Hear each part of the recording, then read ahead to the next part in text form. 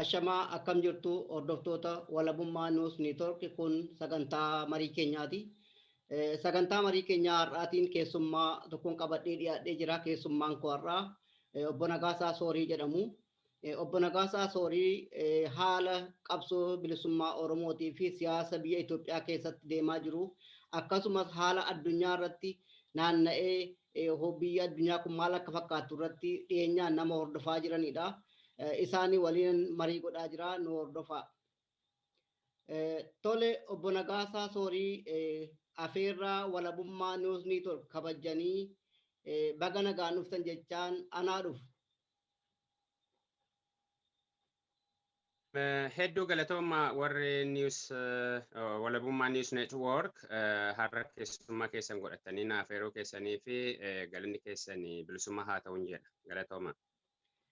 Tole obbo Nagaasaa gara gaaffii keenyaatti darbuudhaan isin akka haala biyya addunyaa kanarra naanna'aa jiru yookaan immoo haalli siyaasa biyya Itoophiyaa keessa jiru uummata Oromootiin wal qabatee nama dhiyeenyaan hordofaa jirtanidha. Haalli amma jiru kun maal fakkaata? Akkamitti nu ibsitu?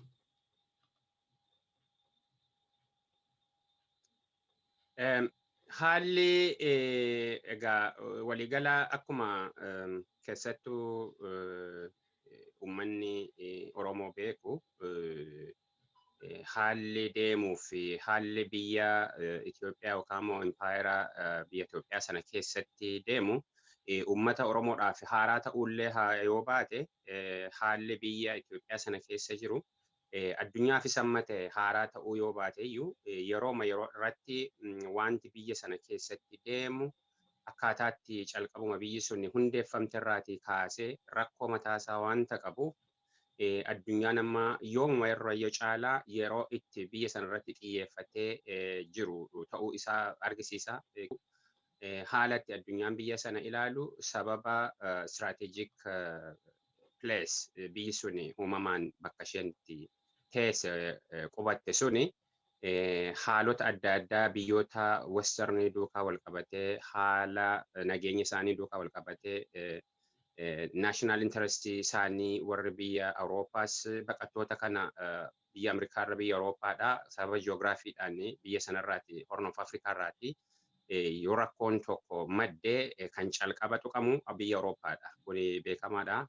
Haalatti uummanni biyya sanarraati yoo ka'e garamitti dhaqee eessarratti dhaqee akka inni qubatu beekamaa wanta ta'eef biyya sana akka addaatti ilaalu biyyuma Horn of Afrikaa sana sababa kanaadhaa fi amma keessatti immoo yeroo itti 2018 irraa kaasee haalli tokko uumameera jedhamee isaanis wanta yaadan abdatan daqiiqaa tokkotti fudhanne siyaasa biyya sanaa sana ground breaking change jedhanii yeroo isaan itti yaadaatti turan. Haa ta'u iyyuu malee uummanni Oromoodhaaf keessattuu qabsaa'onni Oromoo wanta ta'uuf deemu hin hubatu turan.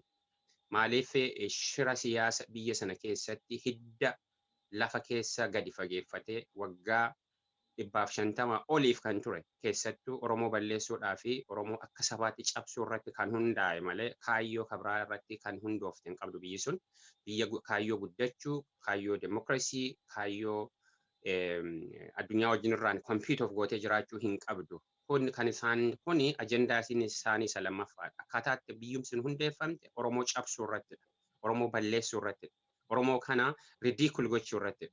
Oromoo kana akkaataan itti hubatu yaada adda addaa keessa kaa'uudhaan sirna sana fudhachiisuu, sirna sana keessatti barsiisuu, kariikulamii mataa isaanii gadi fageessanii kaa'anii sammuu Oromoo keessatti dhaabanii kiyyoo sana keessa galchuu irratti kan hundaa'edha. Garuu unfortunately isaaniif hin taane Oromoon sana keessaati ni ba'e. Wanta ba'ee fi chaalenjii addaas isaanitti dhufeetu siluma istiraatiijii isaanii dhumaan isaan godhachuudhaaf yaadan Oromoo kana gara taayitaatti finneetu impaayera sana akka inni eegu abbummaan isatti akka dhaga'amu kansaa akka ta'u kan jedhuuni kan Oromoo siyaasa Oromoo irratti Oromoon hundaa'e sana jalaa rukkutuu irratti kan isaan hundeeffatan jechuudha. Kanaaf walumaa galatti rakkinni biyya sana rakkina deebi'eellee irreversible ta'uu hin dandeenye kan fakkaatu irra ga'eetu jira. Wanti kuma hundi keenya beeknu waraanni naannoo kaabaa irratti ta'u kun waraana achirratti dhaabbatu miti kan calqabe Oromiyaa keessaa dhanni calqabe. Wanti Tigraay keessatti ta'e tokkittiinsa Oromiyaa keessatti bakka inni ittiin ta'in hin jiru. Wanti hundinuu ta'eera. Wanti Tigraay hundumtuu Oromiyaa keessatti ta'eera. Sadarkaa miidiyaadhaan skeelaappii ta'ee dubbatamuurra kan hafe yoo ta'e gudeeduun nama ajjeesuun nama fuudhanii balleessuun haxaa'uun ijoollee dubara haadhaaf mucaa wal cinaatti gudeeduun wanti Tigraay keessatti ta'e Oromiyaa keessatti kan hin taane tokkollee hin jiru mootummaa kanaan. Sanaa boodan isaanii protracted ta'etu gara Tigraayitti deeme. So haalli biyya sana keessa jiru haala yaaddessaa, haala fokkisaa keessattuu immoo keessumaayyuu immoo akka Oromootti, akka saba Oromootti kiyyoo walxaxaa keessa uummata Oromoo galchuudhaaf kan isaanii yeroo kam caalaayyuu projektii wayyaaneen lafa kaayyatee deeme hojiirra oolchuudhaaf kan isaan hojjetan isarrayyuu sirrii caalaatti badaa kan ta'e karaa adda addaadhaan kan isaan kaa'antu jiru. Sana tokko tokkoon ragaasaa duukaa dubbachuu ni danda'ama jechuudha. Akka nama biyya sana keessatti sirna ittisa biyya sanaa keessatti hojjeteetti akka sirna tika biyya sanaa isaa keessatti hojjeteetti kaasaa fi galmasaa dhimma Oromoo irratti tokko tokkoon dubbachuu hin danda'ama. Kanaaf haala yaaddessaa keessadha kan jiru amma haalli itti biyyi sun keessa jiru keessattuu uummanni Oromoo jechuudha. Kanaaf qabsoo Oromoo kana duratti godhaa ture akka dur godheen yoo deeme vicious circle isuma sana keessa deema. Istiraatiijii addaa deemuu qabaachuu danda'u qaba uummanni Oromoo. Egaa isaa gara dhumaatti tariitti deemuu dandeenya. Maal gochuu qaba wasa jedhu irratti ammatti kanan qaba galata. Tole guddaa galatooma.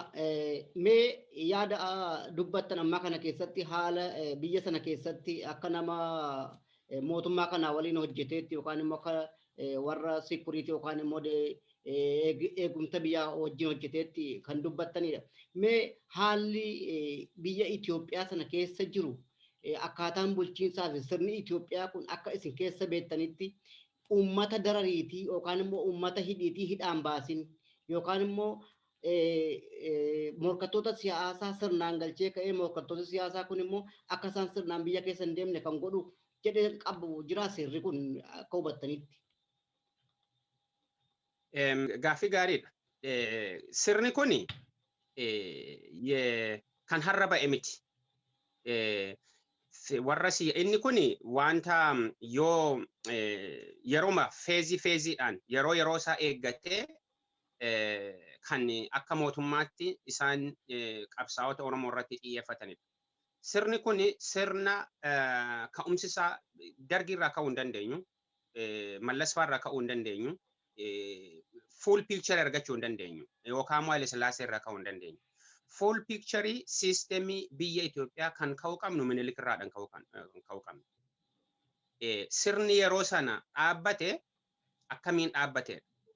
Oromoo kana humnaan cabsuu duwwaa miti. Biyyoonni humnaan cabsanii hamma ta'e ijaaramanii jiru. Kan biyya sanaa kan adda godhu humnaan cabsuu duwwaa utuu hin taane saba cabse sana akka garbaatti daldala ture.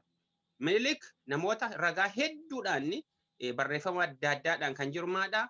Slave entrepreneur jedhama. Daldalaa garbaadha kan inni jedhamu. Akkaataa itti warri Habashaan isa ilaalan utuu hin taane shame jedhanni saba gurraachaadhaaf malee kabaja miti. Garba kan daldale gurraacha ta'e isa duwwaadha. Garbi kun immoo sabna biraa keessa hin jiru uummata Oromoo malee. Uummata Oromoo odha kan inni akka garbaatti godhe kan iddoo hedduu jira ragaa duukaa jechuudha. Saba cabsee biyya ijaaruu duwwaa miti. Eega cabsee boodallee saba kana uummata Oromoo kana akka garbaatti daldalaa ture. Kana dhaga'uu kan hin barbaanne namni hedduun hin jira. Unfortunately homaa gochuu hin danda'amu. Yeroo akka waanii wal kunuunfamaa adeemu qabsoon Oromoo qarqararra ga'ee udduduuba yuutarni godhu nu dadhabsiiseera dhugaa dubbachuudhaaf taanaan. Kanaaf I know kana dhaga'uu kan hin barbaanne namni hedduun hin jira.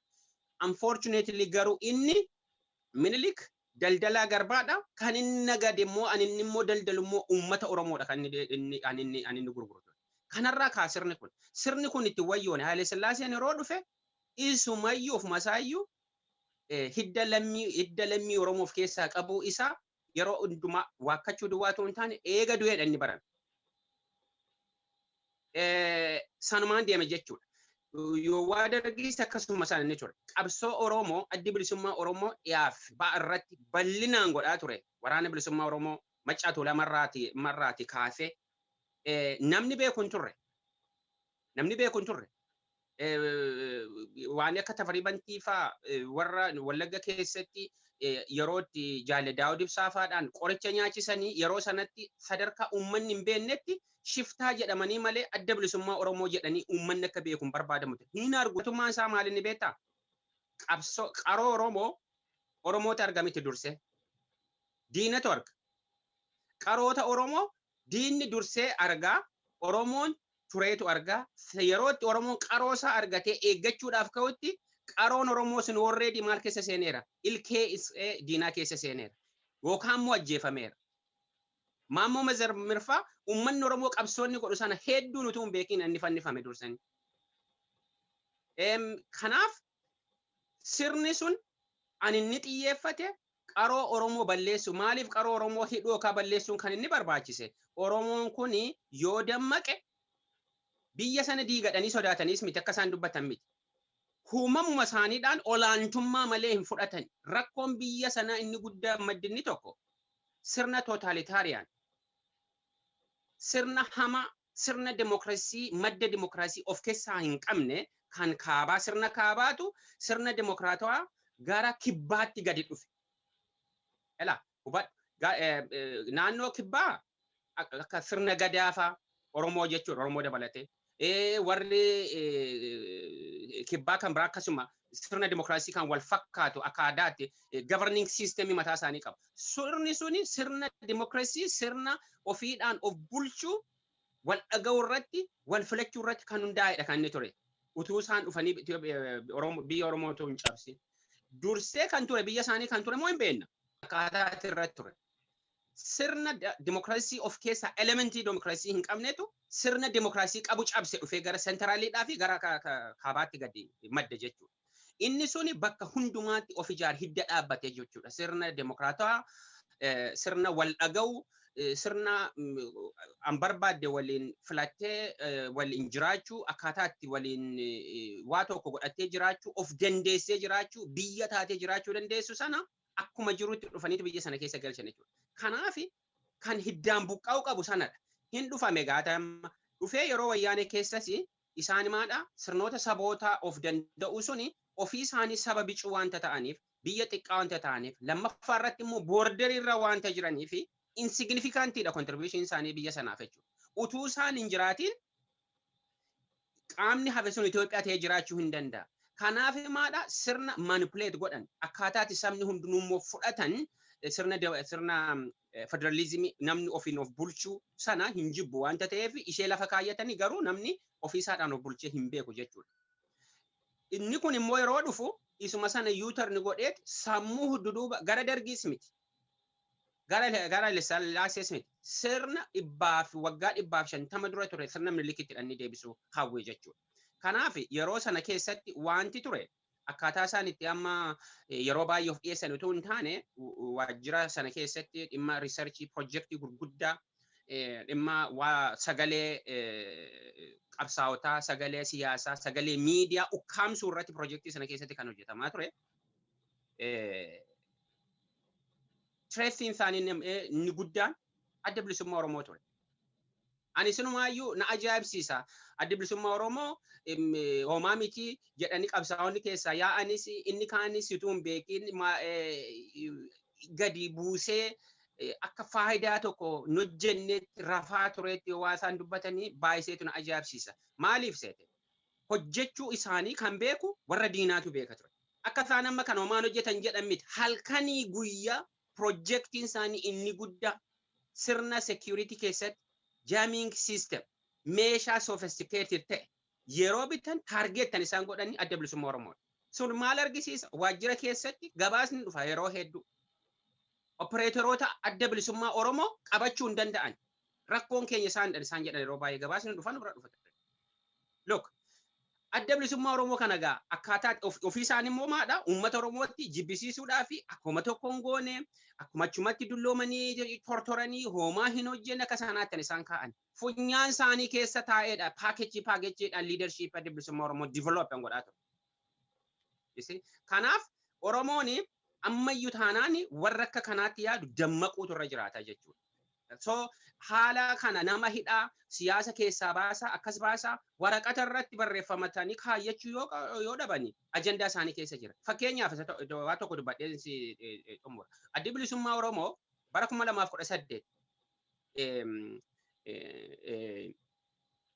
yoo warri siyaasaa biyya alaa jiran haa galan waa jedhan yeroo baay'ee ibsameera kuni gabaabseedhuma dubbachuudhaafidha.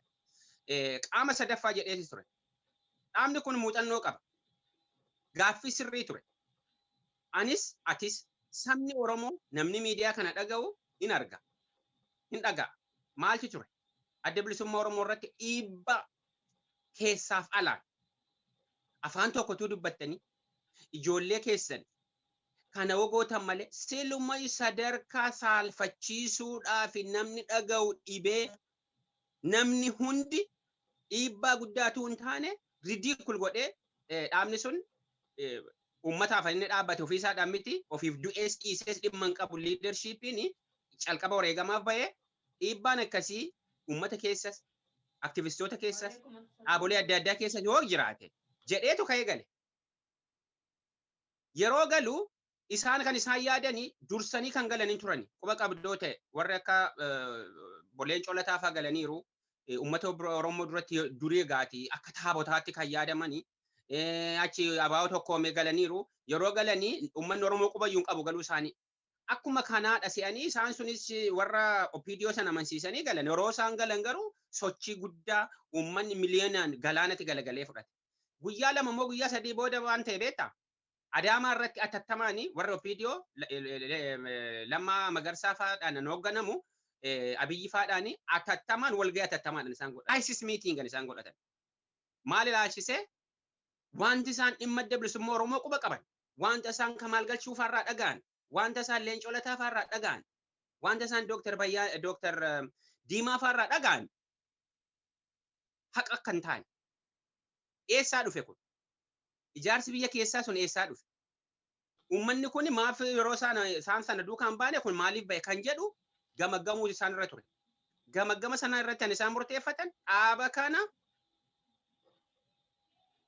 sirna filannoo keessa adeemsa filannoo keessa utuu hin gahin diiguu balleessu sun immoo istiraatiijiin isaan godhatani Asmaraa irratti waliif galanii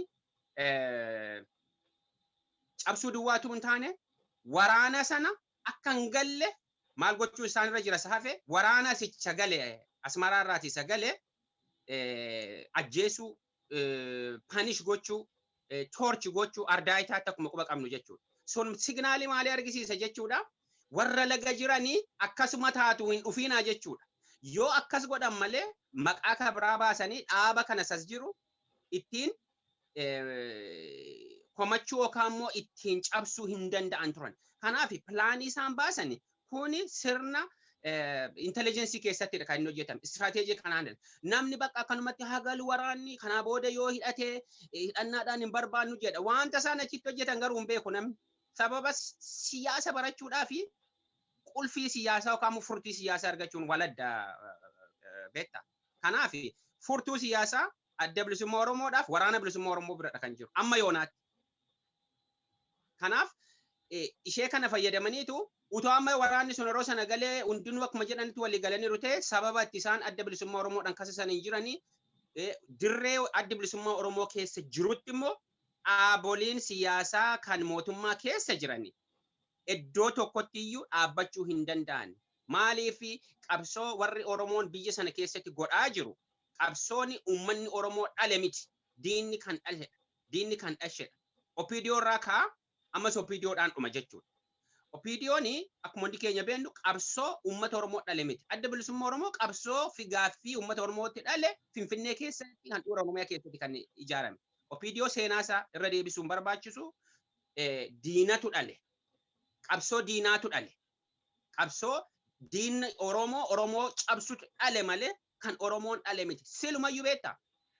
OPDOdhaan uummanni Oromoo yoo bilisoome utumatti bilisoome jechuudha. Salphinadha. Generational salphina. Akkamiin? Alli biyya Tigraay utuu Oromoon OPDOdhaan bilisoomeeti bar tokko kunuuti isin ijaarame akkuma jedhaniin gadaantummaa akka garbummaatti genereeshinii dhufutti dhaga'ama ture. Kanaaf OPDOdhaan utuma bilisooma iyyuu Oromoof salphinadha. OPDOon ta'e PP'n qabsoo Oromoodhaan jiraachuu miti diigamuu qabu seenaa godaannisa hamaadha uummata Oromoo keessatti kan isaan qaban. Seenaa godaannisa hamaa hamma fedhe waan gaarii otoo hojjetan iyyuu godaannisa hamaadha. Akkaataa isaan ittiin ijaaramantu uummata Oromoodhaaf salphina guddaadha. Kanaaf mooraalii itti madhaabbatanii isaan dhaabolee akka KFO fa'aa dhaabolee akka adda bilisummaa Oromoo fa'aa kana kirisaayizii godhanii isaanuma keessatti hin uumamu hin beenna hedduu jechuudha. Na kana inni jechuu barbaada. Guddaa galatooma obbo Nagaasaa. Mee asuma keessaa utuu hin bahin mee waa bulleessinee darbuun gaariidha. Waggaa 27 guutuu mootummaan EPRDF uummata kana hidhaa dararaa kolaasaadha kan ture. Isin achi keessatti akka nama biyya sana keessatti hojii hojjetaa mootummaa sanaa taatanii quba qabdaniitti jechuu kooti. Erga kanaa asii qabsoon qeerroodhaa fi qabsoon bilisummaa Oromoo finiinee mootummaa kana aangoo irraa kaaseera. Mootummaa kana eega aangoo irraa kaasee warruma IHADEG yookaan immoo EPRDF keessa jiran sanatti of jijjiirree dhufnee jijjiirama finnee waan jedhan qabu. Jijjiirama finnee mormitoota hundumaa biyyatti galchinee biyya kana nagaa goonaa jedhani. Jijjiiramni dhufe kun maaltu jijjiirame? Maaltu immoo jijjiirama kana fiduu danda'ame akka achi keessa turtanitti maali? Egaati yeroo wanti kun ta'u ani biyya sana hin jiru. Garuu immoo adeemsaaf ijaarsa mataa keenyaa qabna. Ijaarsi biyya keessatti hojjetaa turre hin diigamne jechaadha. Kanaaf fooniin yoo as jiraannes wanta hundumaadhaan achi jirra. Wal qabataadha jechuudha. Psychologically wanti deemu jechuudha. Kanaaf wanti jijjiirama 2018 suni jijjiiramni suni jijjiirama beektaa waloodhaan uummanni Oromoo fudhate miti. Jijjiirama kana jijjiiramadha jedhee kan nutti himes qabsaa'ota biyya alaadha. Yeroo hundumaa miidiyaa irraa kan dhageenyu jijjiirama kana mootummaan kuni kan Oromoodha. Nu ceesisu jennee itti kennine kan jedhee nutti himu namoota biyya alaadha barra. Isaan irraa dhageenyee hin beennu bara. Lammaa irraa dhageenyee hin beennu bara. Abiyyi irraa dhageenyee hin beennu bara. Nutti kenname sin ceesisna waasaan jedhan dhageenyee hin beennu. Ookaanati miidiyaan dhaggeeffatu hin ta'e hin beeku malee. Fuuldura baanii hin ceesisna nuti sin ceesisaa nutti kenname uummanni nutti kennee hin jedhani. Isaan akkuma filatamanitti siistemiidhuma persentii 100 keessatti filatamanii hannaanii achi keessa waggaa hedduu turan keessadha kan isaan jiran bara. Ijoolleen kuni muuxannoo isaan qabanii Abiyyi faa naannoo tokko umuriin keenya. Ani barumsa isaan dhiisee inni waan seene wayyaanee duukaa inni seene. The fact of the matter is inni wanta inni beeku sirna OPDO illee hin beeku Abiyyi. Sirna OPDO illee hin beeku. OPDO keessa quuqama Oromoon qaban jiru bara. Inni kun wayyaanee ma keessatti inni guddate. Reediyoo baataadha kan inni guddate. Kun seenaa masaatu jira hin beennaa. Utuu isaan dhaabbatiin ajaja dhibbaa ta'ee inni isa beeku. Some about 17, 18 years ago. No, about 2004 hanga ammaatti meeqa waggaan? Of course, 2016 waggaa almost waggaa 16 jechuudha miti. Operaatorii ta'ee nama uumama isaa namni hin beeku bara. Yeroo calqabaadhaaf inni professional hojii hojjechuu calqabe namoota ijoollee namoota universityidha graduate godhe professional hojiirraa inni hojjechuu ni calqabe ni hojiirraa inni calqabe. Hin dhagaa taatariin jiru yeroo yoonni isaa yoo tokko jiru ammi. Look, maalti jechuu barbaadeetanii jijjiirama isaan jedhani qabsoo Oromoo keessatti muuxannoo abadan hin qabani. Lammaa Magarsaa yeroo sana faarfamaa turesi Getaachoo Raddaadhaa fi kan dhimma ijoollee Oromoon ajjeefamaa ture wanni itti gaafatamaa eegumsa naannoo Oromiyaa. Komishinarri poolisii naannoo Oromiyaa ture. Gadaasaa sana keessatti Oromoon maal ture? Bari kana koo walirraa buufachuun barbaachisaadha. Gadaa inni yeroo inni itti eegumsa yookaan intelligence Oromiyaa intelligence office head yeroo inni ture sana eenyudha Getaachoo Asafaatti ijoollee Oromoo guyyaa guyyaadhaan ajjeefamu hidhamu kan gabaasaa ture. Kuni haadhiifamu dhamee duduubatti kan taa'ame malee Oromoon qabsoon Oromoo wareegama kaffalee namoota akkasiitti kan kennamu hin turre. Eenyudhaan kenna? Silumayyuu kan nama ajaa'ibsiisu koo carraa siyaasa ummata Oromoo gara fuulduraa kan murteessu namoota warra biyya alaa jiru kana faa sadarkaa fakkaatuttidha inni deemaa ture. Namoota biyya kana jirutu carraa ummata Oromoo isa fuulduraa murteessu sadarkaa kanatti kan fakkaatu ture. Isaan irraa nuti dhagayaa turre. Look, kanaaf jijjiiramni jedhame suni sammuu namaa keessatti uumame malee wanti jijjiirame hin jiru. In fact jijjiirama inni jira. Jijjiiramni sun maadha? Wayyaaneen certificate kennanii badhaasanii xurataadhaan isa kaan konkolaataa VATdhaan isa kaan xiyyaaraanii biizinesii reetiidhaanii Maqaleetti galchaniiru. Boqonnaadhaaf boqonnaa haaraaf silaatii qantuun kun qabsoon kun qabsoo ijoollee Oromootiin hoogganama ta'e achi deemutu hin taane jastisiiti servidii ta'a ture. Lafa jastisiin hin jirre nagaan hin jiru. Jalaa baqatanii namni deeme tokko hin jiru bara. Getaachoo Asaffaa dabalatee namni miliqee achi galee hin jiru bara. Kan Getaachoo Asaffaa gaafachiisu Lammaa sin gaafachiisa ture yoo seerri jiraate. Icciitii guddaan iddoo sanni jiru. Kan Getaachoo Asaffaatti kasasamu Abiyyiin itti kasasama ture. Icciitii guddaan sana ture. Argite kana dhagaati. Kani har'a isaan lafa nama dhukkubu ammaa tuttuqusa jedhan sana wayyaanee kana fuudhaniitu nama biraadhaaf qaama biraadhaaf kennuu kan isaan barbaadan jechuudha. Har'a eenyudha Central Committee warra wayyaanee mini mana dhaadhaati kan ba'e. Jaalala Abdii Raggaasaa famanidhaa ta'anii, Jawaar Mahammad famanidhaa ta'anii, Baqqalee Garbaa famanidhaa ta'anii, Koloneel Gammachuu Ayyaanaa fa hiriyaasaa ta'anii isaaniin koochi godhaa ture. Manadhaa ka'aniitu miseensa wayyaanee miseensa duwwaatu hin taane Central Committee member dubartii kana eenyu maqaan ishee waan akkasii faamina isaan gadhiisan. Look kanaaf jijjiiramatti turetu hin taane siistemii ittiin isicha Oromoon biyya Oromoo kana diiguudhaaf kan dhufe malee jijjiiramni tokko jiraatee miti. Jijjiiramni sun yoo jiraate adda bilisummaa Oromoo faa kana dadhabanii turan. Wanta hedduudhaan wanta dadhabanii fi galchaniitu balleessi yookaan diikoogaa ajjeesuu sana carraa sana opportunity sanatti fayyadamaniiru. Garuu kan isaan hin hubanne adda bilisummaa Oromoo hooggantoota amma jiru duwwaadhaan miti kan inni jiraatu. Nama tokko yookaan nama lama irratti kan rarra'e miti. Utuu nam tokkoof nam lamatti ta'eeti adda bilisummaa Oromoo yoo waa eenyu faa OPDOtti galan yeroo sana akka dhaabaatti gala beektaa Diimaa Nagaoodhaa fi Leencoo Lataadhaa fi Galaasaa Dilboo duukaatu PPT gala ture dhaabni adda bilisummaa Oromoo. Argitee dhaaba kana isaan akkatti ilaalan beektaa dhaaboliin baay'een hin ijaaramu hin diigamu. Hammuma fedhe beekoo qabaatan. Qinijjiitan jedhamu sana yaadattoo ta'e hin ijaaramee hin diigame ji'a ja'a keessatti. Dhaabni hedduun biyya sanatti diigamee hin diigamaa hin ijaarama hin diigamaa hin ijaarama. Dhaabni addi bilisummaa Oromoo namarratti kan rarra'e miti. Kanan isaan hubachuu dadhaban. Kan nama gaddisiisu sanan isaan hubachuu dadhaban. Silaatii Leencoo Lataadhaa fi Galaasaa Dilboo duukaa diigama ture addi bilisummaa Oromoo. Garuu of course yes namoonni kun warra mandhaa jiran ajjeefamuu danda'u. Akka hin taane ta'uu danda'u. Warri hafes akkas ta'uu danda'u.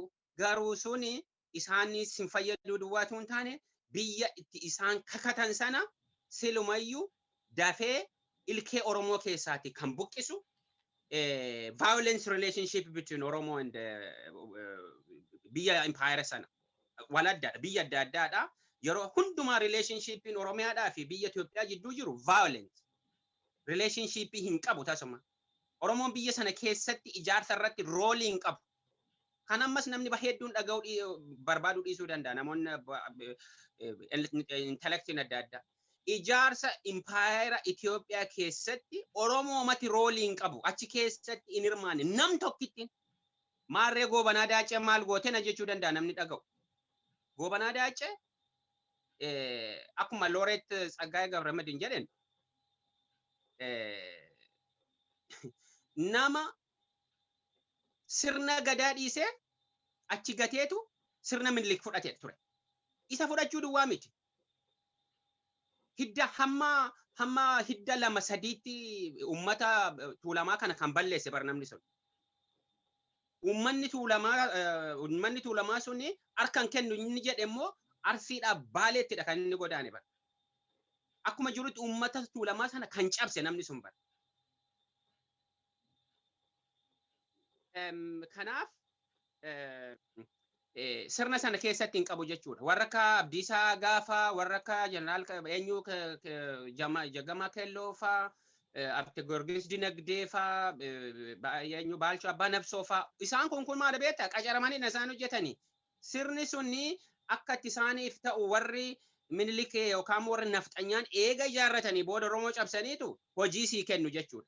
Bara kanas jira miti reegaa kun amma akka bara Jeneraal Baacaa Dabalee faa akka bara Jeneraal eenyu Mardaasaa faa bara isaan Itoophiyaa eegan nuun jedhanii seenaa hin taane barreessuudhaan miliyoona isaan qophaa'aa jiran isaan kun amma Oromoodhaaf isaan hojjetaa jiran Oromoodha yes dhalloonni waggaa 50 booda bara akka isaanii sana Itoophiyaa eega jedheettiin Itoophiyaa sana eeguudhaaf kileem godhaare no argitee kanaaf suummiin itti isaan deemanii isaanis cabsaa deema malee itti succeed hin godhan. Oromoo gatii kaffalchiisaa? Yes, of course. Garuu Oromoon sadarkaa bilisummaarra this much kan isaaf. Ofumadhaan of xalafu. Kanarratti ajandaa kee haala ta'uu danda'a. Dhimmi itti walumaa gala biyyi sun amma ilaalamaa jirtu diplomatically eega uumamteeti. Eega uumamte sadarkaa akkasiirra geessee hin beeku. Nan beeka karaa adda addaadhaanii keessattuu embaasii biyya kanaa hirmatanii karaa isaan beeka. Wanta isaan ba'anii boo'anii fi yeroo yeroodhaanii regular waanii qabu, walgahii qabu. Hin jiranii jechuu danda'ama jechuudha. Kanaaf nabsee isaanii ani itti qabee jiru warra amma qaama Oromoo keessaa faa ba'anii Oromoodhaaf jedhanii isaan lubbuu PP kana akka hin duune recited godhaadhaan isaan jiran recited isaan godhaa jiru. Deebaniitu hafuura baafachiisuudhaaf kan du'e kaasuudhaaf rakkataa jiru. Walumaa galatti gabaabsee generally inni akka inni ilaalutti kana natti fakkaata. Guddaa galatooma obbo Nagaasaa. Mee amma immoo haala amma jettan kana keessatti mootummaan kun sisteemii godheetti kan inni mormitoota biyyatti galchee sisteemii godhe kana keessaa amma yeroo ammaa kana haalli ittiin deemaa jiru akkuma isin jettan mul'achaa jira. Adda bilisummaa Oromoo ittiin cabsuudhaa fi yookaan immoo KFO'nis biyya keessa amma turetti dhaabota kaan lamaan cabsuudhaa fi sisteemiin ittiin biyyatti galchee hooggantoota isaanii hidhee isaaniin immoo akka isaan hin sochoone gochuudha kan jettan qabdu. Haa ta'uuti amma akkuma amma dubbachaa jirtan kanatti mootummaan kun hooggantoota adda bilisummaa Oromoo olaanoo mana hidhaatti ugguree jira. Kan KFO'os akkasuma hooggantoota olaanoo mana hidhaatti ugguree jira. Kanneen kaan immoo manni murtiillee bilisa baasee poolisiin akka hin gadhiifnedha kan ta'ee jiru. Isarratti deebi'ee immoo filmaata geggeessina jedheetu karoorfatee filmaata sana keessaa adda bilisummaa Oromootii fi KFO'n hooggantoonni keenya hidhaa waan jiraniif waajjirri keenya cufamee waan jiruuf filmaata kana hin hirmaannu jedhanii demokiraasiin akka hin jirre mirkaneessanii jechuudha. Haa ta'uuti mootummaan kun kana gochuudhaaf gara dimokiraatawaatti deemuudhaaf filmaata kana sirnaan geggeessee biyya kana tasgabbeessuu danda'a hamma haalli kun sirratinitti akka nama keessa beeku tokkootti isin. Gaaffii gaariidha Boris galatoom. Egaati waa'een dhaabolee Oromoo jajjaboo fi hangafa adda bilisummaa Oromoodhaa fi KFO'n naamusa gaariidhaanii itti gaafatamummaa qabsoo Oromoo kana fuulduratti kan fidaa tures waliinis akkuma yeroo adda addaa isaanuu gabaasaa turani waliinis gatii gurguddaa kaffalaadhaan isaan turan. Kanaaf haala isaan ittiin waloodhaan biyya Oromoo kana ijaaruudhaaf biyya Oromoo kana mootummaa Oromoon godhatee hin beekne ammarraa yoonaatti eega dargiin kufee Oromoon mootummaa mataa isaan qabu qabaatee hin beeku qabaachuullee hin danda'u ture sirnatti danda'u keessa hin turre. Yeroo calqabaadhaa fi biyyi Oromiyaa mootummaa mataasaa maal mootummaa qabaatee hin beeku mootummaa naannoo Oromiyaa jedhamee yeroo hundumaa kan dubbannaa jechuu danda'a namni jechuu danda'a mirga isaati jechuu danda'a. Garuu akka nama keessa beekutti keessa hin jiraadhe bara. Mootummaan hin qabamu Oromoon mootummaa qabaatee hin beeku mootummaa mataasaa. Ofuma isaaniiyyuu uummata sana caalaa isaanuu ofuma isaaniiyyuu kiyyoo keessa kan isaan turan. Sababa kanaadhaa fi dhaaboleen kun lamaanii responsibility guddaa fudhatanii calqaba ijaarsa isaaniirraatti ka'ee keessattuu amma iddoo biyyatti galaniis immoo naamusa gaariidhaan waliin yeroo isaan hojjechuutti ka'anii adda bilisummaa KFO'llee gatii kaffalchiise. Hariiroo KFO'n adda bilisummaa Oromoo wajjirraan qabu uummata sanaa fi mootummaa sanaa fi uummata biyya sanaa biratti gaafa ifa ta'u sadarkaa durataa adda bilisummaa Oromoo Jaalle Daawudii fi Profeesar Mararaadhaan adda baasuu dadhabaniitti hidhaan isaan dhufan. Gatii isaan kaffalchiise jechuudha. Maaliif adda bilisummaa Oromoo waa balleessaa tokko godheetu hin taane uummatuma kana akka inni qolee ol qabatee deemu hin barbaadanii duwwaatu hin taane jarri kun beektaa sirna dimokiraasii hin fudhatan. Jaarraa abbaa gadaatu yeroo tokko maal jedhee na ajaa'ibsiisa har'a taa'een waan yaadu jedhee sabni kun warra nafxanyaa baay'ee gaafa nafxanyaa sanyii tokko irratti kan xiyyeeffate miti kan akka irra Jeneraal Mardaasaa fa'aa kan akka Taayyee fa'aa kan akka Biyyii fa'aa nafxanyaan hin jiru. Nafxanyaa tokkoffaan isaan dhalootaan Oromoo ta'uu duwwaa miti. Kanaaf saba tokko irratti kan xiyyeeffate miti qabsoon uummata Oromoo. Kan akka uummata Oromoo moodelii biyya sanaa keessatti Itoophiyaa man jedhamtu sana moodelii illee yoo fudhadhuudhaan Oromiyaadha kan indikeet godhu. ani Itoophiyaan tana promoting godhu ani isa promoting godhu hariiroo Itoophiyaa fi hariiroon Oromummaa diinummaadha. Akkamitti walitti araaraa inni qabsoo kan biraa mataasaa kan barbaachisu barbaachisaadhas immoo miti immoo qabsoo kan biraadha. Kanaaf uummanni kun jedhe regardless yuunivarsiitii barbaadanitti haa baratani biyya barbaadanitti haa dhalatani hamma barbaadan haa beekani meentaalii dimokiraataas hin taane nama jaabsiisa bara kun mul'ata guddaadha anaaf dhugaa dubbachuuf taana dimokiraataas hin taane kanadha rakkoon biyya sana bara amma Dr. Biraanuu Naggaa yoo fudhatte well barateera barachuu duwwaatu hin taane biyya Ameerikaa keessatti nama barsiisaa ture sammuun isaa dimokiraataas ta'uu hin danda'u abadan Andaargaachoo yaadana nu bira inni ture dana biyya UK dha kan inni ture dimokiraataas hin taane Oromoo kana gadaantummaan cabsumadha kan isaan barbaadan jechuudha. Isaaniif dimokiraasiin olaantummaa saba tokko ofii isaanii yookaan sirna Itoophiyaa sana leellisu duwwaa. Impaayera dulloomaa sana nama deebee maintain godhu duwwaa. Kanadha. Sababa kanaatiif adda bilisummaa Oromoo immoo sana beektaa sana promoting godhu yookaan sana leellisu.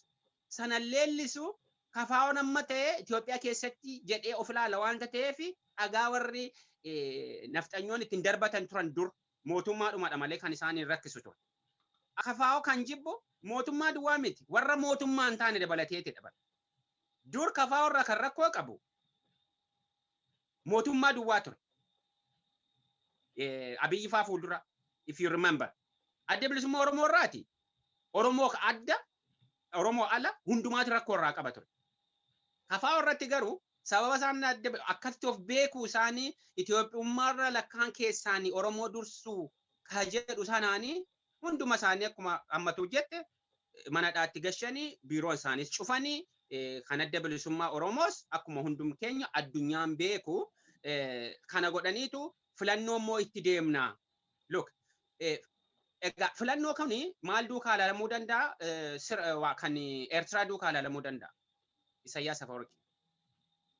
Addunyaa kanarraati liideriin calqaba yeroo calqabaadhaaf saawwaa dhaqee recognize godhee qaamaan dhaqee viizitan godhe Abiy Ahmed.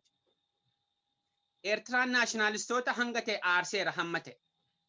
Abdiin isaan qaban turan saawwaa cufsiisisuu Isaayyaasiin malee saawwaadhaaf dhaqee viizit godhee iddoo kennee recognitionif beekumsa kennisiisuudhaaf hin turre.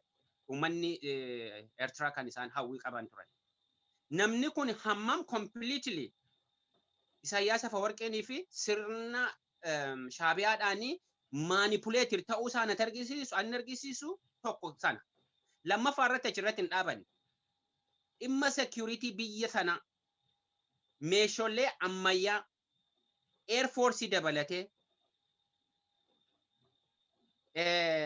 artificial intelligence dabalatee lafa meeshaa security gurguddaani kan mootummaa biyya sanaa national interest biyya sanaa eegu jedhamee yaadamu institution hundumaa akkuma hundi keenya argine dhaqeetu physicalidhaan inni visit godhe Isaayyaas Afeworqi. Namni kan biraa visit hin goone biyya biraas hin godhamu waan akkasii. Yeroo sana gaate namni inni dammaqu qabu ture. Sanaa booda kan inni promote godhu isuma hundi keenya beennudha jechuudha sanaa booda.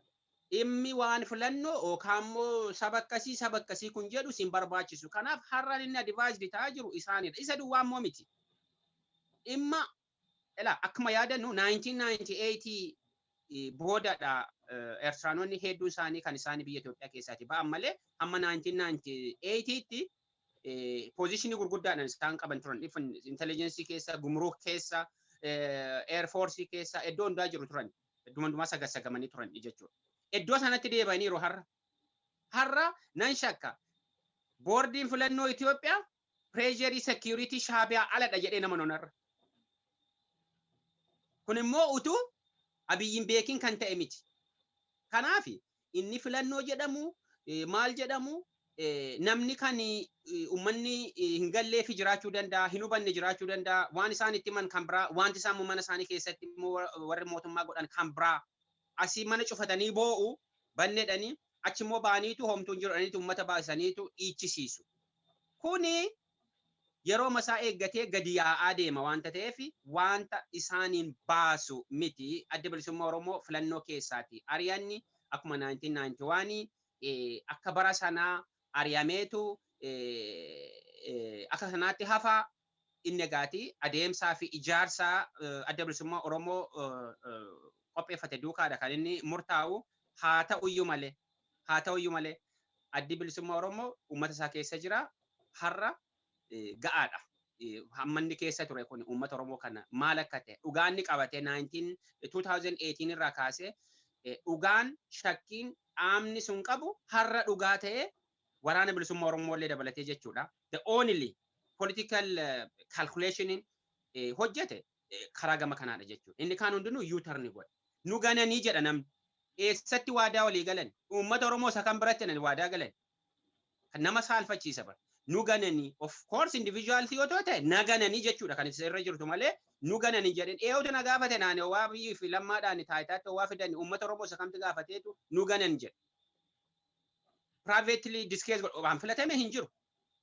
Kan nu gane beekumsa keenya political landscape nuti ilaallu ceesisnee ilaallu sana gabaabaa ta'uu isaati ofiin of ganne malee mootummaa achi keessatti dhalatanii ijoollee guddatan keessattuu sirna intelijeensii keessatti waggaa hedduu jiraatan amantee ta'eetu ittan kenneetu nagane waa jettu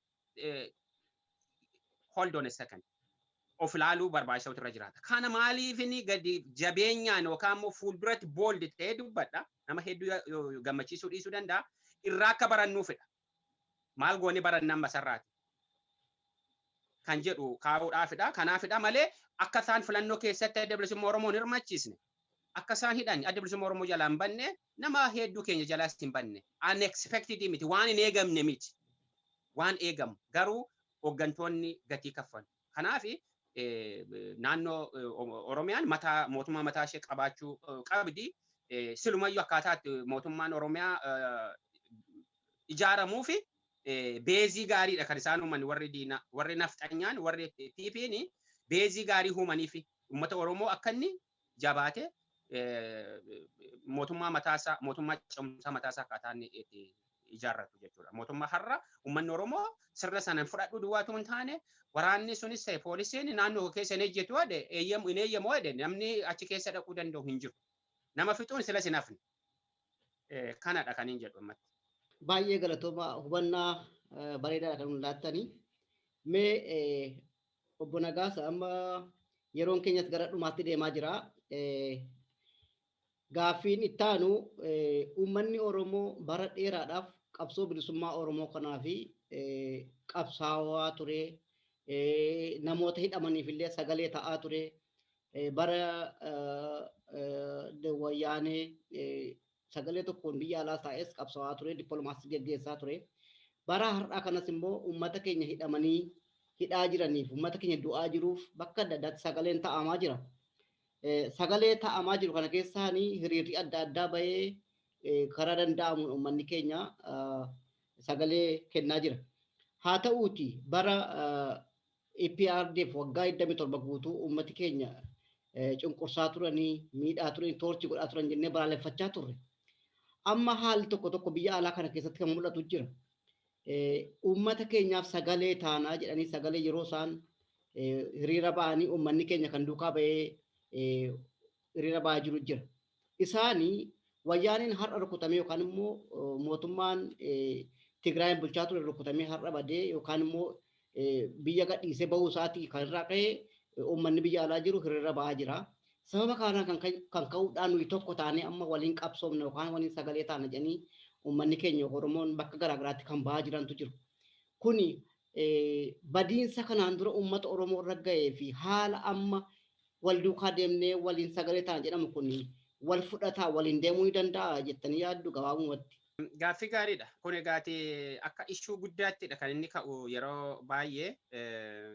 Egaa akkaataa itti namoonni qabsaan sana baruun baay'ee barbaachisaadha yoo danda'ame jechuudha. Isaanidha kan beeku haa ta'uyyuu malee. Yeroo itti uummanni Oromoo horar sadiitti dhibbentamaan kan lakkaa'amu akka bineensaa boollatti namni yeroo inni dhumu wayyaaniin isaa godhu eenyu isaa godhu ummanni biyya sana kan Tigraay duwwaatu hin taane ummanni inni kaaniyyuu sana balaaleffachuutu irra ture. Hammam Oromoon kun akkatti ilaalamu Oromoo kanaaf haa galuuf jechaadhaaf kana hin galleef jechuu komiti kan hin hubanne yoo jiraate in keessa. Ummata biyya sana keessatti irra jireessaan sadarkaa hundumaan jechuu danda'amu biyya sana keessatti gatii kaffalaa ture dhala Oromoodha. Ummata Oromoodha. Ummata Oromoo kanarraa kan darbe ummanni kan biraan yerootti ummata Oromoodhaaf sagalee ta'ee hin jiru. Fedhii argisiisuu irratti karaa adda addaadhaatiin karaa warra kaabaa kanaa ijaarsa adda addaa bilisummaa Oromoo jiraan jiruun intarastiin tokko inuma jiru ture inni akkuma jirutti ta'e. Ummanni kun ummata Tigraay wajjin irraan ummanni Oromoo biyya alaa jiru kun wajjin dhaabbachuu akka lama keessaa tokko isa kam akka ta'e isaantu beeka. Inni tokko Oromoon haati Oromoo wanta boosseef haati Tigraay nagaan akka boossu ummata barbaadu mini ummanni Oromoo. Ummata argitee kan nagaadha. Garaagartummaan isaanii fi nu jidduu jiru kanadha. Ummanni kun ummata nagaa, ummata haammatee, ummata of caalchisee isa wajjirraan jiru jiraachisuusaa duudha mataasaa qabaa. Kanarraa maddeeti wajjin dhaabbatu ijoolleen gudeedamu isaanii isa Oromiyaa keessatti ta'ee ija nu diimessaa ture nu boosisaa ture isa sana isaanis akkas ta'uu hin qabanii an dhaabbanne wayyaanii wajjin tun taane civilians casualty dhibee warra siviilii irra ga'e rakkoo warra civilians irra ga'e irra an keenya haati keenya boo'aa turte ammas boo'aa jirti yeroo kam caalaayyuu haati Oromoo har'as boo'aadha kan isheen jiru kam yeroo kam caalaayyuu akkasuma isaanis haa boo'anis ta'e yeroo darbe waan boonu callumadhanii jedha duudha Oromoo miti haa ta'u qabsootti Oromoon godhu akkaataatti wayyaaneedhaan deebee jiraachisu irratti qaamni godhoo jiraate salphina guddaadha. Maaliif madaan mata Oromoo ammallee hin gogne. Madaan haadholii keenya ammallee hin gogne. Ijoolleen isaanii kan ajjeefame utuu hin gogin nan beeka beektaa yeroo Abiyyi faa ajjeefameetu obboleessi yeroo Mallas faa yoo wayyaanee obboleessa ajjeefameetu yaa kana keessatti amma yeroo Abiyyi faa ammoo mucaatu lammaffaa nan qaban immoo jalaa ajjeesan ammas haadhaaf abbaa biratti. Kanaaf uummanni Oromoo wayyaanee deemuu yoo gammachiise wayyaanee kabraa isaa olii bakka buusuu irratti isaaf immoo qabsoo cinaadhaan gochuu hin qabudha. Qabxiinni guddaan tokko. Inni lammaffaa immoo uummanni duukaa ba'u kun hawaasadha ta'uu danda'a kan duukaa ba'e. Alaabaa amma kanafaa namni qabatee deemu kallattiidhaan dhaaba siyaasa tokko adda bilisummaa Oromoo duukaa qabsiifachuu barbaadu warri diinaa warri naftanyaas ta'e warri PP. Alaabaa adda bilisummaa Oromoo already mallattoo qabsoo Oromoo mallattoo alaabaa uummata Oromoo ta'eera.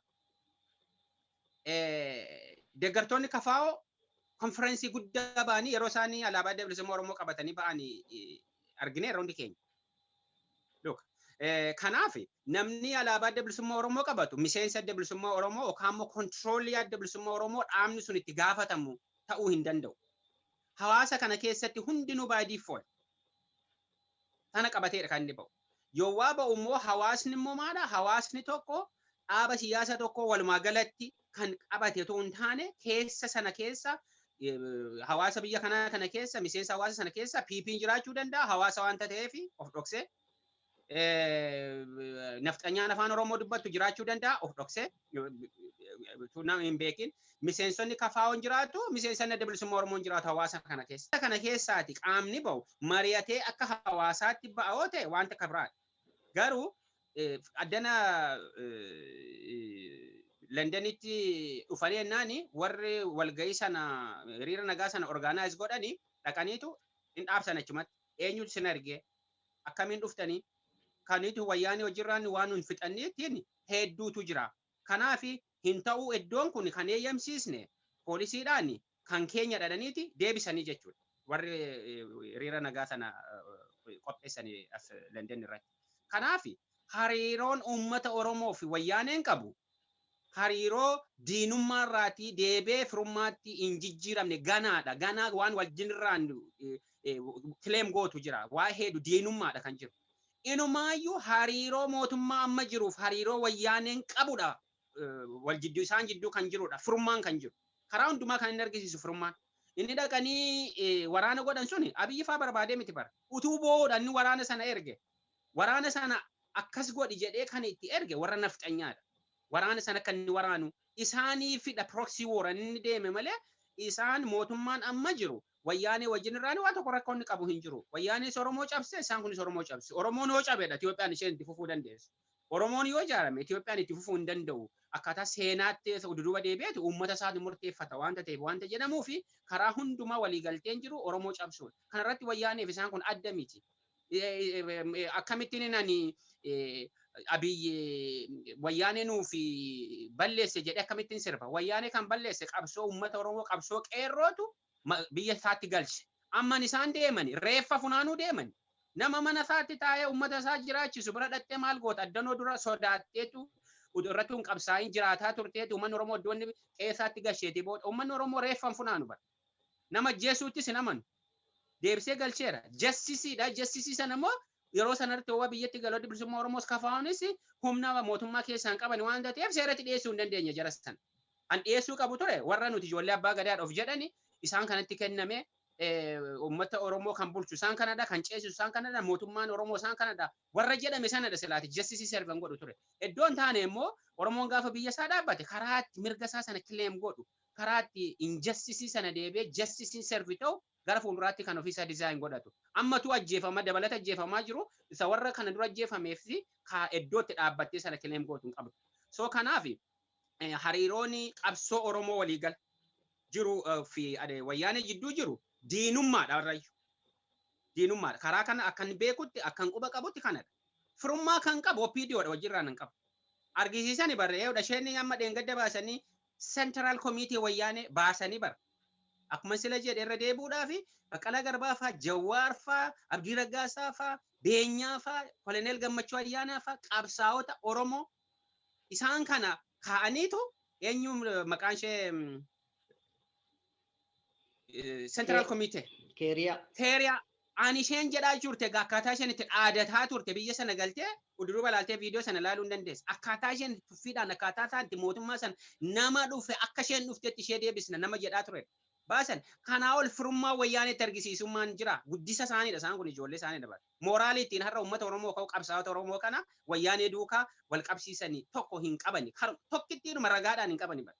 Miidiyaa wanta qabataniif nafxanyaa wanta isaaniif promoot godhuudhaaf wanti hedduu wanta odeeffameef dhugaa fakkaata beektaa yeroo irra deebi'ee wanta dubbatameef dhugaa fakkaata malee taanummaan isaanii maaliif wayyaanee rukkutanii inni warra nafxanyaatu barbaade lafa isaanii akka deebi'amuu fi wanta barbaadanii fi kan barbaade isaanidha. Warra naannoo Amaaraa mootummaa naannoo Amaaraatu barbaade isaan kana isaan kun waan objektiivi tokko hin qabani. Seenaadhaanis wanti walitti isaan fidu hin jiru bara. Amma mootummaa central governmentiif wayyaanee wanti wal solchiisu hin jiru bara. Practically hin jiru. Seeraanis waan hundumaadhaanis muuxannoodhaanis wanti wayyaanee irratti ta'e warra mootummaa central governmentii sana irratti kan ta'uu qabudha. Hunduma isaanii with no exception. Waliinan isaan hojjetaa turan tun taane hojii kana silumayyuu harki wayyaanee gabaabaadha. Harka wayyaanee kan dheeresse harka OPDOdha. Akkuma qottoo kana dheeressitee kutuudhaa fi sibiila xiqqoo keessa gashitee muka dheeraa gootee ittiin fageessee rukuttu harki wayyaanee jabaataadha. Yeroo sanatti akka isaan hojjetanitti inni dheeraan kun immoo OPDOdha kan ture bara. Beektaa daggalatu walitti yaa'eetu hin dhumne naani hangafni keessaa ba'eetu mukti tokko maal taatani jara naana maal calluman nan dhumne naani kan hedheetu inni keessaati bilchaataan umuriinis maaliinis muuxannoonis hedheetu gaati daggala keessaati mukti inni guddaan hangafni tokkotti warra nuuf dhufu keessaa firri keenya jira naani maal ennaan yoo firri keenya jiraate tokkoon keenya hin hafnu firri keenya hin jiru taanaan garoomaan taanoodha. Maal jechuudha akkuma nama description isaa kaa'e qottoo keessa mukatu jira sibiilli sun xiqqoodha. Mukti immoo dheeraadha. Gabaabsitee kutuu hin dandeessu. Sibiilitti duwwaadhaan daggala sana fixaa turuuti muka tokko murtee fixuu kutuu hin dandeessu guyyaa tokkotti guyyaa lamatti iyyuu. Sibiilitti duwwaadhaan rorokkottee. Muka sana carabuudhaaf kutuudhaaf muka dheeraa keessa galfatta jechuudha. Kanaaf sababa itti uummanni Oromoo OPDO dhiisee wayyaanee duwwaa irratti xiyyeeffatu hin jiru tokkoyyuu. Kana fudhachuudhaan qaba uummanni Oromoo. Hammuma wayyaanee irratti xiyyeeffate OPDO kan irratti xiyyeeffachuu danda'u qaba. Utuu isaan hin jiran ta'eeti baadiyyaa Harar keessa, baadiyyaa Arsii keessa, Baalee keessa isaan haa turu dhaloota Tigraay haa turuuti. Nuun beennu ofii keenya. Baadiyyaa Wallaggaa keessa, Jimma keessa, Shawaa keessa, baadiyyaa keessaati mana citaa margarraa hojjetame keessa dhaqanii gugguufanii Oromoo kan funaanee hidhaa ajjeesisaa ture. Eessatti beeku dhaloonni wayyaanee? Dhugaan lafarra jiru kana. Jarri kun immoo har'as taayitaa qabu. Hundumti isaanii tokko isaanii qabataadhaan ragaadhaan jira jechuudha. Warri manadhaatti nama toorchi godhaa ture har'a abbaa taayitaadha. Warri nama ajjeesise har'a abbaa taayitaadha. Tariitii Naqqamte irraatii Adaamaa dhufuu danda'a. Adaamaa irraa Naqqamte dhaquu danda'a. Amboo irraatii Jimma deemuu danda'a. Jimma irraa Harar deemuu danda'a. Akkuma jiru nama kan biraa miti bakka sanatti kan dhufu. Warri dhufees immoo kanaan tireendii kan ta'edha jechuudha. Kana uummanni Oromoo hammuma wayyaanee irratti xiyyeeffate OPDO irratti xiyyeeffachuu danda'u qaba. Warra ammarra biltsiginnaa of jedhan kan irratti jechuudha. Warra fuuldura ba'anii qabsoo Oromoo kana yoowwaa Oromoon dhiigu hin dubbanne kan irratti jechuudha. Keessattuu adda bilisummaa Oromoo irratti wanta isaan shira isaan hojjetan tokko itti argisiisan fixa. Ummata Oromoo biratti akka hin fudhatamne project hedduu hojjetanii hin dandeenye failed project. Yoom failii godhe 15th of September fulbaana 15 2018 failii godhe. Wanta isaan abdatan hin taane uummanni kun sammuu uummata kanaa keessa psychologic makeup uummata kanaa ta'uusaa galeef. Projektii isaan day one irraa kaasanii godhan yoo argite saba kan biraa wajjirraa wal lolchiisuudha. Akkuma dur wayyaaneen godhaa ture.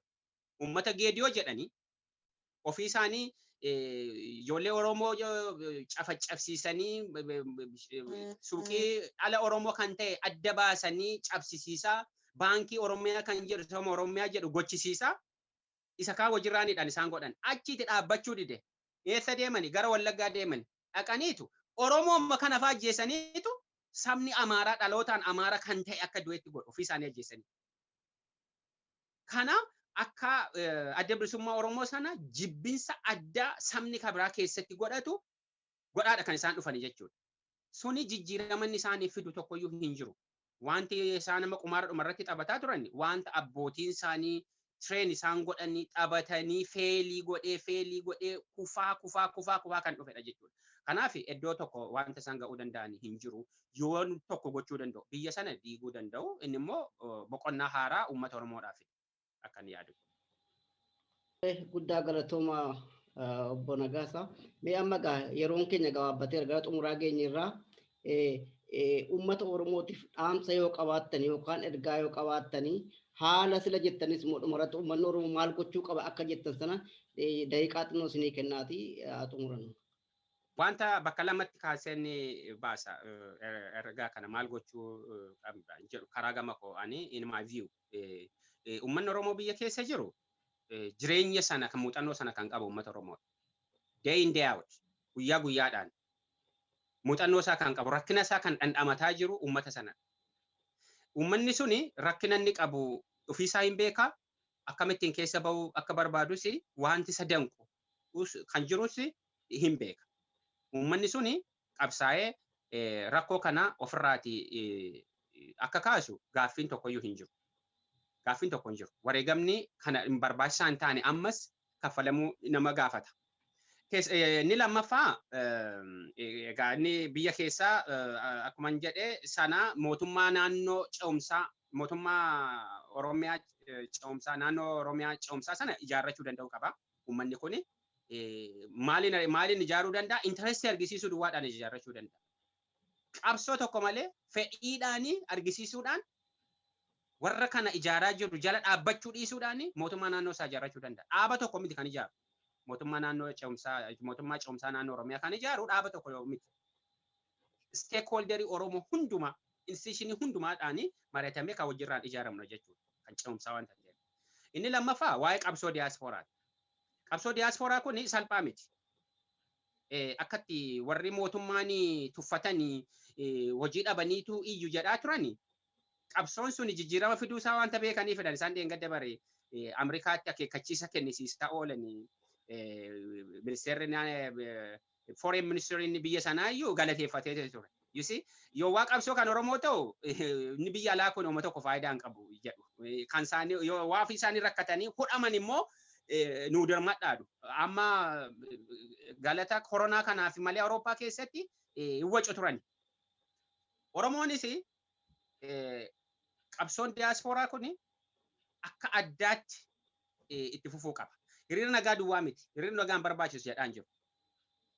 Akkaataatti warri wayyaaneen jijjiirama fidan hiriira nagaa duwwaadhaan mini. Isaan baay'een isaaniiyyuu hedduun ture. Lobby and diplomacy. Diplomasiidhaa fi hojii lobbiidhaan aktiviizimii keessaatii namni diyaaspooraa hedduun ba'ee garamitti deemuutu irra jiraata. Diplomasiif lobbiitti deemuutu irra jiraata. Maadha fakkeenyaaf siistamiin siyaasa biyya UK kan inni hojjetamu constituency based representatiiviin paarlaamaa keessa jiranii bakka bu'oota uummataa kan isaan aktiivili hojjetanii bakka keessaa ba'anidha jechuudha. Bakka sana keessa namni abbaan fedhe yoo jiraate isaa wajjin irraanii rakkoo sana diilii gochuudhaaf mirga qaba. Face to face personally arguu danda'a jechuudha. Kanaaf diplomasiidhaa fi loobiidhaanii irratti yoo jabaate isicha hiriira nagaadhaan baate sana caala inni taddana constituency keessatti hojjettu suni namoota sana qabatteetu maal goota namoota sanadha kan table godhu marii paarlaamaa keessatti table godhu diskees godhu jechuudha. Calma hiriira nagaa baatee dhiiste yoo ta'e garuu MP'n keessa hin beeku bakka bu'aan uummataa wanta inni beeku hin jiru jechuudha. Akka addaatti irra jireessa hiriirri nagaa akka jirutti ta'eeyyuu dhimma dippiloomaasiif loobii irratti garuu Oromoon sanarratti muuxannoo kan qabuu fi hubannoo kan qabu dhimma siyaasaa irratti kan qabu sanarratti baay'inaan yoo hojjete member of parliament isaa nama hedduu innachi innas jirus bakka adda addaa inni jiru suni akkaataan sana interestii sana discussion irratti kan godhu yoo godhate table godhu jechuudha mana marii. Murtii siyaasaa kan kennu mana murteedha. Achitti paarlaamaa keessatti biyya kanatti House of Lords House of Commons kan jedhamu jira. Bakka jiraadhu keessatti jira representatiiviin jira okaa jirti. Bakka jiraatutti akkasii fakkeenyaaf Birmingham keessatti, Manchester keessatti, Leeds keessatti, iddoo adda addaa keessatti, Scotland keessatti waan akkasiin jira jechuudha.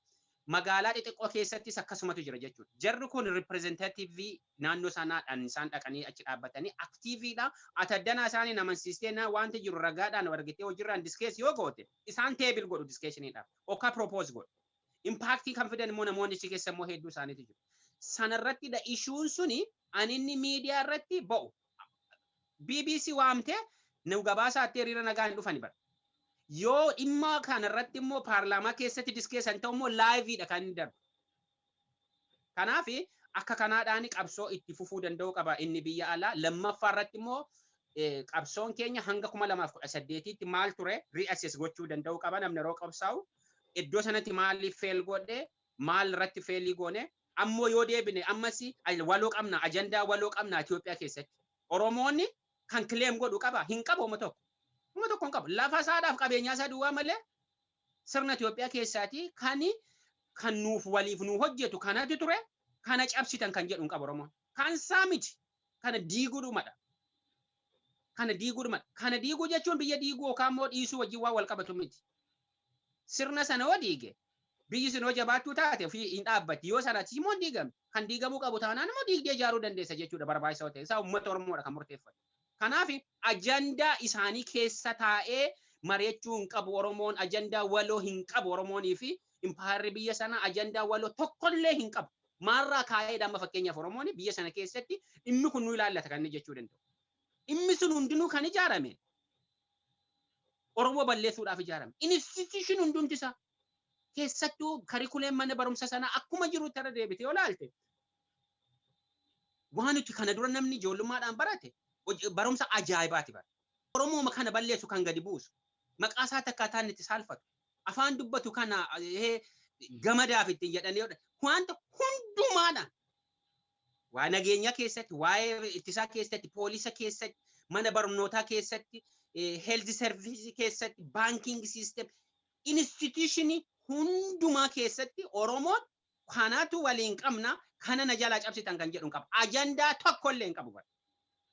Yoodhuma of wedhee identity crisis keessa seenee ani Itoophiyaawidha bakka ana ilaallata jedhe malee akkaataan itti ijaarrate sun. Kanaaf kana I think yoo kana feeziyaan biraa ajandaan biraadhaan qabsoo haaraadhaan Oromoon ittiin deemne ammas akkuma kanaan yoo itti deemne iddoo tokko dhannee kufnee dudduuba deebi'uun keenya waan oolu miti. Maaliif trapped taanee achi keessatti siyaasa isaanii keessatti trap nu godhaniiru. Sirna adeemsa stupidity keessatti dhattee sadarkaa sanatti yoo mari'atte hin mo'amta yeroo hundumaa. Maaliif ati stupidii miti ka. Sanattis immoo trend miti. Sanas keessatti muuxannoo hin qabdu. Muuxannoo tati qabdu muuxannoo wal dhaggeeffachuu waliin jiraachuu yookaan immoo nagaan baanii nagaan galuu wal dhaga'uudha. Aadaa akkasii qaba Oromoon. Aadaa hin qabne sana keessaa aadaa qabdu keessaa baate aadaa hin qabne keessa teessee falmee immoo ayoo jette gowwummaan nu bira jira malee isaan bira miti. Ani kana niin jechuu barbaadu galatoomne. Guddaa galatooma obbo Nagaasaa Soorii walabummaa News Network afeerraa isinii godhee fi gaaffiif deebii irratti yaada bal'aa fi barumsa kan qabu nuuf kennuu keessaniif guddaa galatoomaan isiniin jedha. Hedduu galatooma isinis walabummaa News Network afeeruu keessaniif hedduu galatooma galanni keessan bilisummaa ta'uun jedha. Hayyee hordoftoota keenyaa kun walabummaa News Network sagantaa marii keenyaa irraatiin obbo Nagaasaa Soorii waliin goone kanumaan xumurraa amma sagantaa ittaanutti waltumatti nagaatti. Walabummaa News Network. Walabummaa News Network. Walabummaa News Network. Walabummaa News Network. Waggoota dheeraadhaaf karaa miidiyaalee hawaasaa sagalee uummata isaa ta'aa kan ture. Yeroo ammaa guddachuudhaan qabsoo bilisummaa Oromoo fi walabummaan Oromiyaa akka galma ga'uuf kaka'umsaaf dammaqinsa horachuu irratti hojjeta. Karaa toora saatalaayitii Oromiyaa fi addunyaa mararra dambali'uuf qophii isaa hunda xumurachaa jira. Walabummaa News Network. Qabiyyeewwan kanneen akka oduu, gaaffii fi deebii, sagantaalee marii, aadaa, seenaa gootawwan Oromoo fi sagantaalee adda addaa barsiisaa bashannansiisan of harkaa qaba. Walabummaa News Network. Miidiyaa walabaa fi loogii irraa bilisa ta'e. jijjiirama hawaasaatti fufiinsa qabu dagaagsuuf miidiyaa hundaa'e. Walabummaa News Network.